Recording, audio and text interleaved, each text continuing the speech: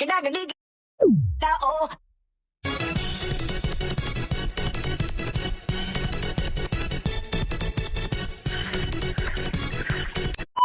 안녕하세요 여러분. 你爱我，我爱你，我是冰沙加咪咪。你爱我，我爱你，我是冰沙加咪咪。 Assalamualaikum warahmatullahi wabarakatuh. Perkenalkan, nama saya Intan Mutia, saya dari Prodi PGMI Unit A RD05.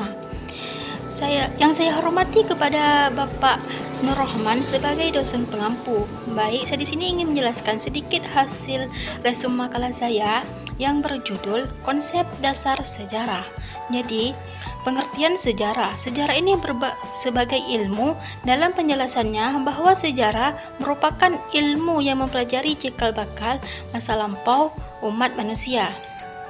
Sedangkan sebagai ilmu, sejarah dimaksudkan sebagai ilmu pengetahuan ilmiah yang terdiri dari seperangkat metode dan teori yang dilaksanakan untuk melakukan penelitian, menganalisa, dan menjelaskan kerangka masa lampau yang dipersoalkan. Lebih lanjutnya lagi, sejarah sebagai ilmu menjadi objek, tujuan, dan metode dalam menyusun suatu kerangka sejarah. Ada juga disebut dengan karakter sejarah. Karakter sejarah itu adalah sejarah terkait dengan masa lalu atau masa lampau. Masa lalu berisi peristiwa dan setiap peristiwa hanya terjadi satu kali. Sejarah ini bercerita tentang manusia, namun manusia yang diturunkan oleh sejarah itu bukan manusia dan masa lalunya, akan tetapi secara keseluruhan. Sebab manusia yang sudah menjadi fosil akan menjadi objek penelitian antropologi ragawi. Demikian pula dengan benda-benda peninggalannya. Jadi, tujuan dan manfaat mempelajari sejarah ini, sejarah sangatlah penting untuk menjawab ingin tahu manusia.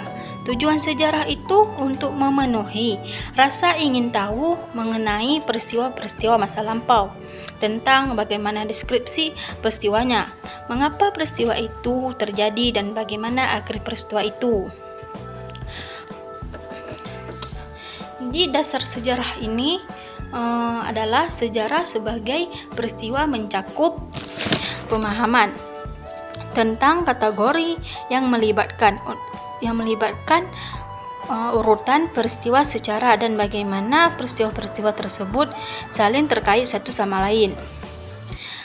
Sejarah sebagai kisah atau cerita mencakup ekonomi, politik, sosial, budaya, dan geografi pada saat tertentu yang mengenai peristiwa-peristiwa sejarah. Baik, hanya segitu teman-teman. Apabila ada yang salah atau yang silap, saya mohon maaf. Assalamualaikum warahmatullahi wabarakatuh. I used to think that I was